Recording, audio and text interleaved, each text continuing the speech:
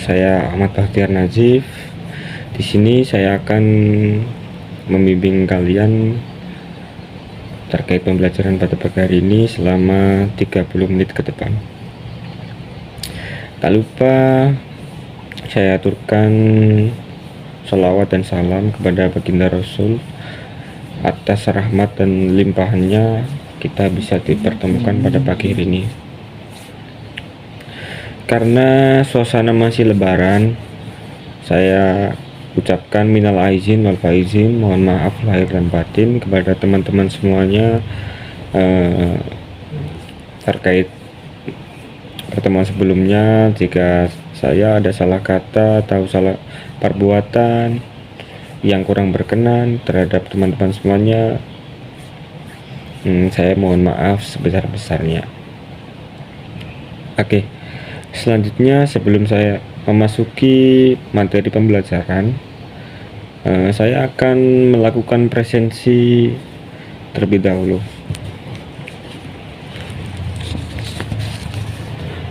Bagi teman-teman semuanya yang namanya merasa terpanggil bisa menjawab. Oke, presensi saya mulai.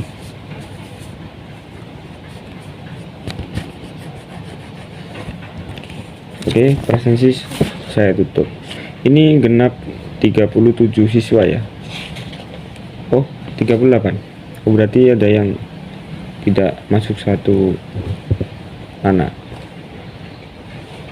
Oke, saya beri masukan untuk anak-anak yang tidak masuk bisa membawa surat ya. Izin kepada PC, suratnya minggu depan bisa diserahkan kepada saya gitu ya. Karena kalau alfa itu sangat berpengaruh besar terhadap nilai akhir ya. Oke, selanjutnya di sini memasuki sesi pembelajaran ya. Pembelajaran kita hari ini tentang strategi pembelajaran administrasi perkantoran. Apa sih administrasi perkantoran? Apa sih strategi administrasi perkantoran?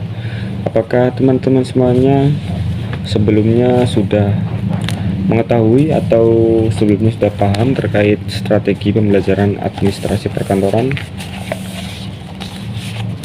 Ayo, jangan malu-malu untuk bertanya ya. Kalau kata pepatah, malu bertanya sesat di jalan ya. Saya persilakan kepada teman-teman yang sudah mengetahui atau sudah memahami sebelumnya terkait strategi pembelajaran administrasi perkantoran. Oke, tidak ada ya. Oke, saya lanjut. Strategi pembelajaran administrasi perkantoran itu dibagi menjadi sangat banyak. Bahkan kalau saya jelaskan pada pertemuan kali ini paling waktunya gak akan cukup. Saya jelaskan poin-poin tertentu saja. Selanjutnya kalian bisa mempelajari di rumah apa itu strategi pembelajaran administrasi perkantoran. Strategi pembelajaran administrasi perkantoran adalah dasar konsep administrasi. Dasar konsep administrasi itu dibagi menjadi banyak bagian. Pengantar administrasi, terus pengajaran definisi, fungsi utama, perencanaan dan pengorganisasian, lalu pengawasan, operasional organisasi, banyak sekali. Kita mulai dari mengerjakan definisi tujuan ya. Definisi apa? Definisi itu apa rencana pembelajaran yang kita lakukan, apa tujuan yang kita lakukan selama 1 semester ke depan. Fungsi utama strategi pembelajaran administrasi perkantoran. Fungsi, kita berbicara fungsi ada manajemen, terbagi dari manajemen perkantoran, terus sektor kepemimpinan perkantoran, lalu sekretariat perkantoran, terbagi menjadi banyak sekali. Lalu perencanaan pengorganisasian. Apa sih perencanaan pengorganisasian? Perencanaan pengorganisasian di dalam sistem administrasi perkantoran, di dalam sebuah perusahaan terdapat pengorganisasian sekretariat, terbagi menjadi sekretariat, terus kepemimpinan perkantoran, kan banyak sekali. Pengorganisasian itu sendiri dibuat untuk memperkuat sistem perkantoran tersebut. Jadi pengorganisasian, jangan dikatakan pengorganisasian itu apa sih organisasi, pengorganisasian perkantoran apa sih? Jangan dianggap remeh. Soalnya di dalam sistem perkantoran tanpa organisasi mungkin tidak akan berjalan sesuai keinginan kita gitu. Lalu pelaksanaan dan pengawasan. Pelaksanaan pengawasan terhadap kinerja karyawan, kinerja pekerja kantor dan lain sebagainya. Kita harus mengawasi kinerja, kita harus bisa memanage kinerja karyawan kita. Kalau kita punya karyawan tidak bisa memenuhi syarat kriteria prosedur SOP pekerjaan, kita akan rugi dalam sistem keuangan. Kita bayar per bulan, kita bayar gaji tinggi, kita bayar dengan gaji di atas UMR, kan percuma juga kalau kinerja dia nggak sesuai dengan SOP gitu. Kita harus melaksanakan pengawasan seketat mungkin untuk karyawan-karyawan, apalagi kalau karyawan-karyawan baru gitu kan, minim pengalaman kan gitu biasanya. Lalu sejarah pengembangan, menjelaskan tentang evaluasi akhir, penjelasan sejarah dan pengembangan, menjelaskan tentang evaluasi tugas, tanggung jawab. Sistem manajemen perkantoran kan ada tanggung jawab sendiri, sekretaris bertanggung jawab apa, terus manajer bertanggung jawab apa. Sekretaris mengurus surat masuk, surat keluar, dokumen-dokumen perkantoran, dokumen-dokumen yang belum ditandatangani, dokumen yang masih berantakan belum diselesaikan, itu pekerjaan sekretaris. Dampak teknologi, termasuk dampak teknologi sangat berpengaruh besar terhadap sistem strategi pembelajaran administrasi perkantoran. Dampaknya apa Pak? Dampaknya teknologi bisa mempercepat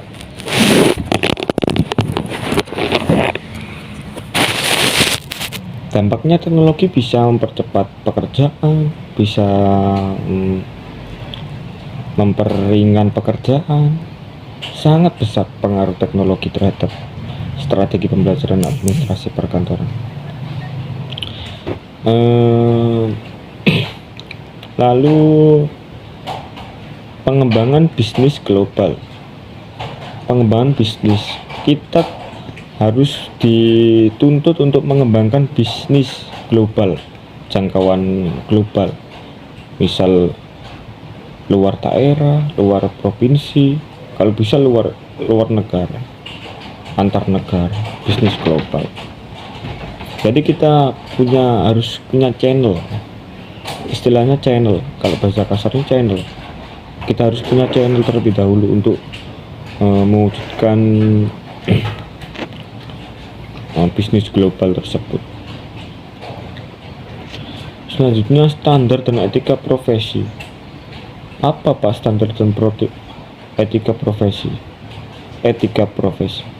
Etika dari karyawan kita, dari pekerja kita harus mengawasi kinerja karyawan-karyawan yang kita punyai. Harus memenuhi standar SOP ya. Kalau nggak memenuhi standar SOP, kita akan rugi sendiri di akhir nanti. Makanya kalau kita besok punya karyawan, punya pembantu rumah tangga, punya baby sister, kita harus melihat standar kerja mereka, melihat standar SOP, melihat etika mereka. Itu sangat penting untuk melihat profesionalitas mereka saat kerja ya. Yang kedua, identifikasi tujuan pembelajaran dan kebutuhan peserta didik. Tujuan pembelajaran, apa sih tujuan pembelajaran? Kita harus membuat, sebelum kita belajar lebih dalam terkait strategi pembelajaran administrasi perkantoran, kita harus mengetahui dulu tujuan pembelajaran kita itu seperti apa. Pak, tujuan pembelajaran kita di pertemuan berikutnya seperti apa? Gini, tujuan pembelajaran ada banyak sekali: analisis kebutuhan, penerapan tujuan spesifik, pemetaan kompetensi. Dari yang pertama, analisis kebutuhan, melakukan asesmen awal untuk mengetahui pengetahuan, melakukan asesmen awal seperti keterampilan, pengawalan awal peserta, sehingga pembelajaran dapat disesuaikan ya teman-teman semuanya. Dan kedua, penetapan tujuan spesifik, menetapkan tujuan pembelajaran yang jelas. Kalau biasanya kalau pembelajaran gak jelas kan teman-teman semuanya sulit dimengerti kan ya. Makanya kita harus menetapkan tujuan pembelajaran yang jelas, terukur, dan dapat dicapai relevan dan terbatas waktu. Percuma kan kita menjelaskan panjang lebar kalau pembahasan kita nggak sulit dipahami oleh teman-teman semuanya, kan percuma. Sekarang kan yang penting kan waktu seminim mungkin, penjelasan semaksimal mungkin itu. Penetapan tujuan spesifik untuk kompetensi pengetahuan teori maupun keterampilan praktis. Kita keterampilan praktis kita harus maksimalkan lah kemampuan kita untuk keterampilan, pengetahuan teoritis dan lain sebagainya. Pemetaan kompetensi menyesuaikan tujuan pembelajaran. Kita harus bisa menyesuaikan tujuan pembelajaran yang akan kita capai satu semester ke depan. Pemetaan kompetensi menyesuaikan tujuan pembelajaran.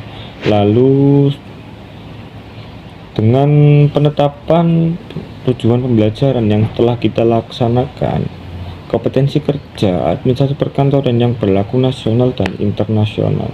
Makanya kita harus menyesuaikan tujuan pembelajaran untuk kompetensi kerja yang berlaku nasional dan internasional.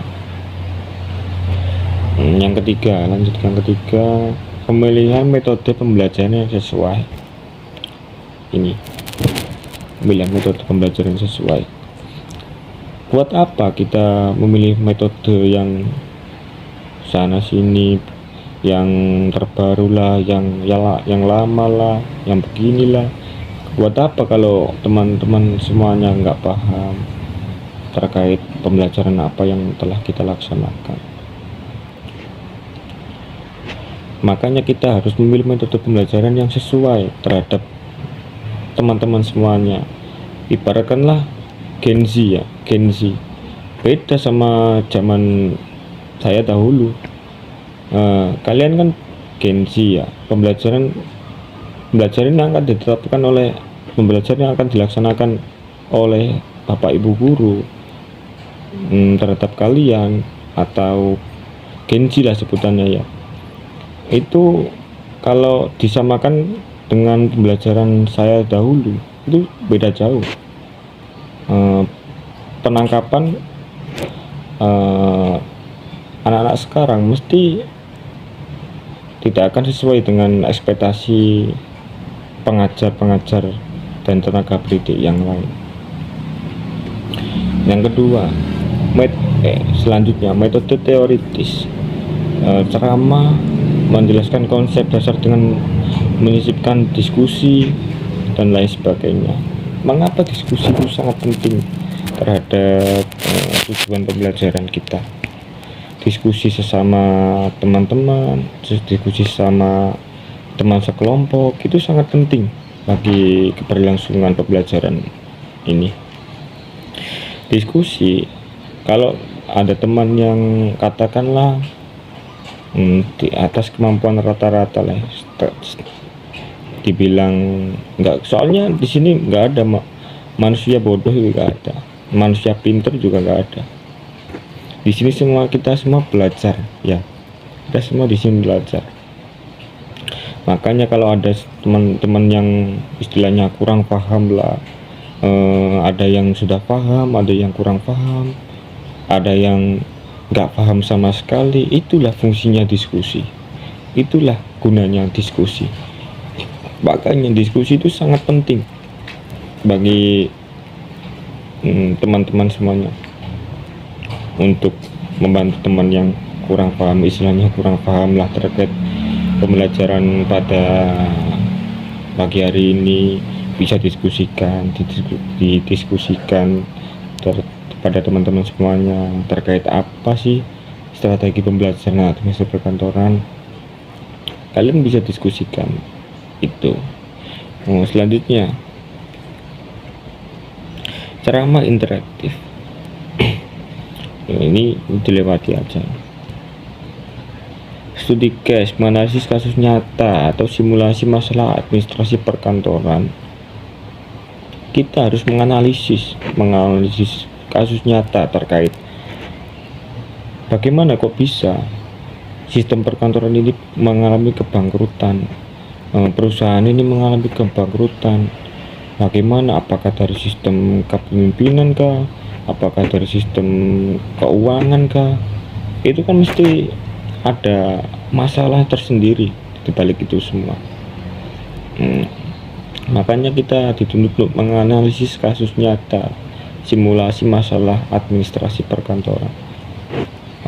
Dari segi keuangan, ada yang korupsi, uang kantor, gaji karyawan segini, ditulis segini. Itu kan membuat, kalau di lama kelamaan kan akan membuat sistem kebangkrutan semakin besar. Lalu dari sistem kepemimpinan, kinerja kurang bagus, tidak memenuhi standar SOP yang seperti saya jelaskan tadi, itu kan lama kelamaan kan akan membuat bangkrut perusahaan. Lalu untuk selanjutnya, metode praktek langsung. Pembelajaran strategi pembelajaran administrasi perkantoran tidak tidak mengajar secara teori, bisa dilaksanakan dengan praktek langsung di lapangan. Makanya sering kalian lihat kan ya, banyak anak-anak magang, mahasiswa lah katakanlah, di perusahaan-perusahaan perkantoran, di bank, bisa di sistem keuangan negara, itu kan banyak. Makanya praktek langsung itu sangat penting. Sekarang buat apa lah, katakanlah kita bicara panjang lebar tanpa ada dasar praktek yang nyata, kan malah membingungkan teman-teman semuanya. Untuk selanjutnya, simulasi pekerjaan, meniru situasi kerja sebenarnya, seperti menangani surat masuk, surat keluar, mengatur rapat, dan lain sebagainya. Simulasi pekerjaan ya, seperti surat menyurat, kita harus dituntut untuk menulis surat yang rapi, kop surat,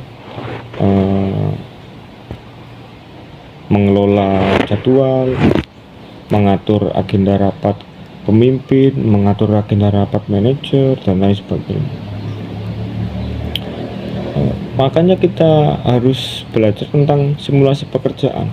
Kita harus membayang-bayangkan lah, katakanlah kita harus manajemen waktu. Manajemen waktu juga sangat penting. Ibaratkanlah kita harus bisa membagi waktu, katakanlah mana untuk rapat kerja, waktu rapat kerja ini, waktu untuk ginilah, kita harus manajemen waktu.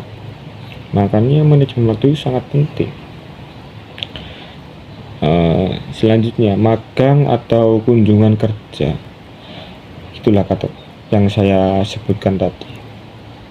Praktik itu sangat penting, sampai ada yang melakukan kunjungan kerja, memberikan kesempatan belajar langsung di lingkungan kerja yang sebenarnya. Bahkan kita bisa memegang, misalnya katakanlah berbicara tentang alat kan ya, teori.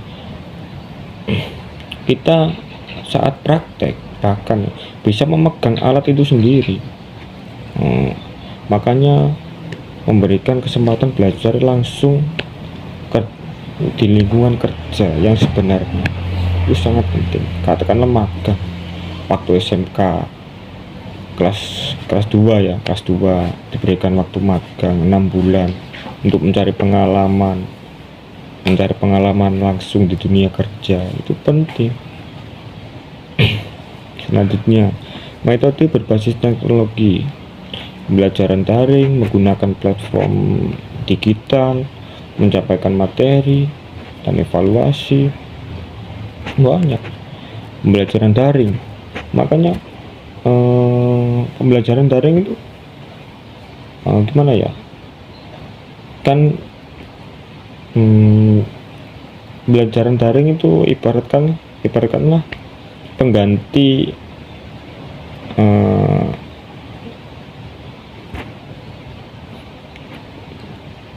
learning lah ya, menggunakan platform digital gitu. Kita harus melakukan pendekatan terhadap sistem digital dan lain sebagainya. Digital itu penting. Berbicara dengan satu kata digital itu mencakup semua hal. Dari satu kata digital tersebut.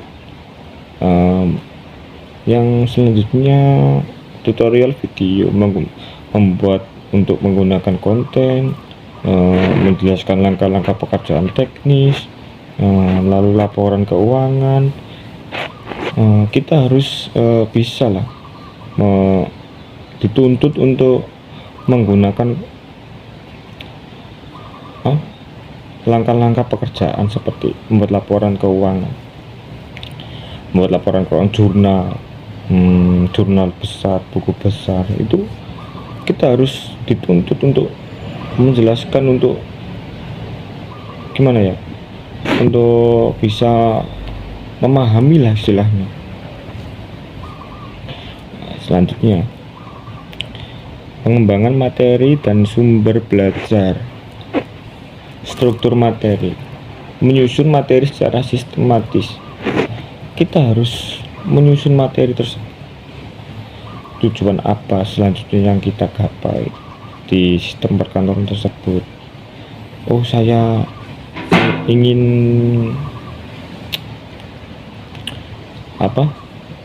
menaikkan pangkat, itu punya tujuan. Selanjutnya, untuk menyusun materi secara sistematis, mulai dari konsep dasar hingga topik lebih kompleks, dengan mengaitkan setiap topik dengan aplikasi praktis. Topik aplikasi praktis, kita dituntut untuk praktis dalam belajar, dalam bekerja, bisa menggunakan sistem digital maupun manual. Sumber belajar beragam, menyediakan buku, teks modul belajar, panduan praktis dan artikel ilmiah, serta akses perangkat lunak dan lain sebagainya. Struktur materi, menyusun materi secara sistematis. Kita harus menyusun materi apa yang telah selanjutnya kita laksanakan, materi apa yang selanjutnya kita pelajari. Kita harus menyusun materi yang selanjutnya kita pelajari. Topik dasar hingga topik yang lebih kompleks, sumber belajar beragam. Selanjutnya, kesesuaian dengan kurikulum. Kita harus menyesuaikan dengan kurikulum yang bergonta-ganti kurikulum ya, dari kurikulum K13 KTSP ya, namanya KTSP, kurikulum KTSP, terus K13, lalu kurikulum terakhir kurikulum Merdeka. Kita harus menyinkronkan lah, katakanlah kita harus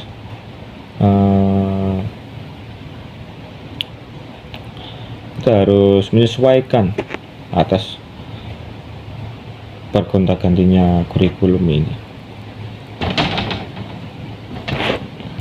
Selanjutnya, pengelolaan lingkungan pembelajaran, lingkungan fisik, menyiapkan ruang kelas atau laboratorium nyaman, dilengkapi dengan peralatan dan lain sebagainya. Pengelolaan lingkungan pembelajaran, kita harus menyiapkan seperti kelas atau ruang diskusi atau PPT presentasi, proyek pembelajaran selanjutnya. Kita harus menyiapkan itu semuanya untuk memperlancar keberlangsungan pembelajaran selanjutnya. Lingkungan sosial, membangun suasana belajar yang kolaboratif, mendukung dan menghargai keragaman pandangan siswa. Kita harus mendukung, menghargai atas pendapat siswa. Siswa berpendapat, ada satu pihak berpendapat, kita harus menghargai pendapat tersebut. Istilahnya harus bertukar pendapat lah ya.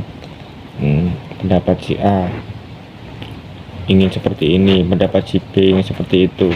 Kita harus menghargai semua pendapat dari semua suara yang keluar. Kita harus menghargai itu semua.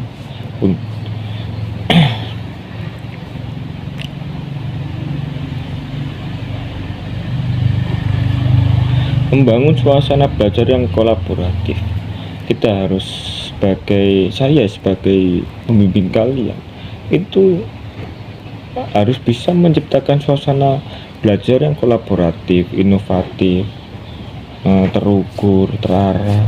Itu wajib bagi saya, karena lingkungan sosial, lingkungan belajar yang tidak inovatif atau tidak terarah, tidak terukur, itu mengganggu kenyamanan kalian semua saat belajar gitu loh. Selanjutnya, strategi pendekatan dan bimbingan. Pendekatan individual, memberikan pengertian khusus pada peserta yang memiliki kesulitan. Kita harus memberikan dukungan, perhatian yang lebih terhadap teman-teman yang kiranya belum paham terkait materi ini. Kalian bisa melakukan diskusi seperti yang tadi yang saya sampaikan, atau yang secara yang lain, atau gimana. Pokoknya bimbingan kelompok, mengorganisasi kelompok itu belajar dan mendorong kerjasama gitu. Pemberian umpan balik, memberikan tanggapan konstruktif dan tepat waktu terkait kemajuan belajar. Pemberian umpan balik, memberikan tanggapan. Kata teman berpendapat, kita harus memberikan tanggapan. Oh, kalau seperti ini belum pantas, gini. Kalau seperti ini gimana? Kita harus memberikan tanggapan terkait teman-teman kita yang sudah berpendapat. Kita harus memberikan tanggapan yang baik. Harus menghargai pendapat, saling bertukar pendapat, dan lain sebagainya. Evaluasi belajar formatif, melakukan penilaian secara berkala selama proses pembelajaran, seperti kuis, game, kuesioner, tugas harian, presentasi kelompok, dan lain sebagainya. Evaluasi formatif itu sangat penting untuk tidak membosankan bagi pendengar, tidak membosankan bagi siswa, tidak membosankan bagi mahasiswa. Makanya kan sering kita jumpai sebagian besar guru, dosen itu kan melakukan penilaian secara berkala, seperti kuesioner, tugas harian, presentasi kelompok, praktek langsung lapangan, kan macam-macam pendekatan. Banyak sekali pendekatan yang dilaksanakan oleh guru. Itu membuat siswa tidak bosan gitu loh, tidak bosan belajar di kelas. Makanya dibuatlah pendekatan pembelajaran yang berbeda-beda seperti yang saya sebutkan tadi.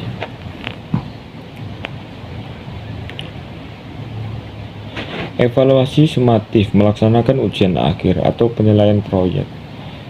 Melaksanakan ujian akhir, penilaian proyek akhir, mengukur pencapaian tujuan pembelajaran secara keseluruhan. Kita harus bisa mengukur capaian pelajaran yang kita laksanakan, seperti melaksanakan ujian akhir dan penilaian proyek akhir, dan mengukur capaian tujuan dan lain sebagainya. Selanjutnya, evaluasi diri dan assessment, mengajak peserta didik untuk mengevaluasi diri sendiri untuk memberikan penilaian kepada teman sekelas, guna mengembangkan kemampuan tanggung jawab. Evaluasi diri sendiri, kita harus mengevaluasi diri kita sendiri, apa yang kurang dengan diri kita sendiri. Kita harus mengevaluasi, kenapa kok saya seperti ini, begini. Kita harus bisa mengevaluasi diri kita sendiri. Kalau bisa ya, kita harus bisa memberikan penilaian kepada teman sekelas, guna mengembangkan kemampuan refleksi dan tanggung jawab mereka. Misalnya kamu telat berangkat, kamu jam 8 baru berangkat. Kita harus saling mengingatkan untuk mereka bisa bertanggung jawab atas kesalahan yang mereka lakukan gitu. Selanjutnya, analisis evaluasi, menggunakan hasil evaluasi dan memperbaiki strategi pembelajaran. Analisis hasil evaluasi menggunakan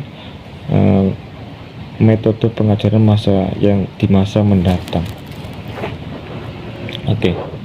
Metode pengajaran di masa yang akan datang seperti yang saya sebutkan tadi, dari segi digital, digital learning dan lain sebagainya. Kita manual ya, itu sudah jarang dilaksanakan di sekolah-sekolah di Indonesia, seperti tulis menulis itu kan sudah jarang, semua kan sudah pakai digital seperti komputer, laptop, dan lain sebagainya, tab dan lain sebagainya, itu kan sudah berbasis digital. Bahkan pembelajaran di kelas pun sering kita jumpai dengan daring dan sebagainya, lewat platform dan lain sebagainya. Bahkan pertemuan di kelas pun banyak yang sudah melaksanakan pertemuan secara daring, sudah banyak. Selanjutnya, bimbingan karakter dan kesiapan kerja. Karakter dan kesiapan kerja, kita harus mengembangkan soft skill, pembelajaran keterampilan. Kita berbicara dengan soft skill ya, kita harus bisa mengembangkan skill kita sampai di sini, kita harus kembangkan lagi. Jangan merasa skillku sudah luar biasa, sampai di sini saja. Jangan seperti itu. Kita harus selalu mengembangkan soft skill kita ya, agar bisa mengintegrasikan pembelajaran dan keterampilan non teknis seperti komunikasi efektif, kerjasama tim, manajemen waktu, dan kemampuan menyelesaikan konflik. Kerjasama tim itu sangat penting terhadap pembelajaran kita pada materi ini, kerjasama tim. Selanjutnya, pengenalan dunia kerja, menjelaskan struktur organisasi, budaya kerja. Kita harus mengenalkan dunia kerja terlebih dahulu kan. Ada kan biasanya sebelum kita diterima kerja kan biasanya ada pengenalan dunia kerja terkait penjelasan struktur organisasi, budaya kerja, prosedur rekrutmen, membangun karir bidang di administrasi perkantoran kan. Sebelum kita bekerja kan sebelumnya kan akan diperkenalkan pengenalan dunia kerja tersebut. Yang terakhir, motivasi pengembangan minat, mengenalkan berbagai bidang spesialis dalam administrasi perkantoran seperti administrasi keuangan, administrasi publik, administrasi sumber daya manusia, administrasi internasional, untuk membangun peserta menentukan arah karir. Jadi kita harus dituntut untuk mengembangkan minat bakat kita untuk mengenalkan berbagai bidang. Itu juga kembali ke pada diri kita sendiri untuk membantu menentukan arah karir, menentukan arah cita-cita atau lain sebagainya. Oke, tak terasa ya teman-teman semuanya, saya menjelaskan pembelajaran pagi hari ini sudah lebih dari 30 menit. Kemungkinan pembelajaran kali ini saya tutup sampai di sini. Semoga teman-teman semuanya bisa memahami apa yang materi yang saya sampaikan. Semoga teman-teman semuanya selalu diberi kesehatan, keselamatan, dan diberi keselamatan dan diberi anugerah pada Tuhan untuk selalu berbuat baik ya. Oke, sampai di sini dulu pembelajaran kita pada pagi hari ini. Ada yang merasa belum paham atau belum apa ya istilahnya, belum nyantol lah pikirannya kalau orang Jawa. Ayo Pak, teman-teman semuanya, apakah ada yang ditanyakan terkait penjelasan saya dari tadi? Ayo silakan teman-teman semuanya, apakah ada yang ditanyakan? Apakah ada yang belum paham lah terkait penjelasan saya? Saya persilakan kepada teman-teman semuanya. Nggak apa-apa ditanyakan. Kalau ada yang belum paham bisa ditanyakan. Berarti udah paham semuanya ini ya. Oke. Ya udahlah, sampai di sini dulu pertemuan kita pada pagi hari ini. Semoga ilmu yang saya berikan bermanfaat bagi teman-teman semuanya. Ayo kita tutup doa bersama, berdoa sesuai kepercayaan masing-masing. Doa mulai.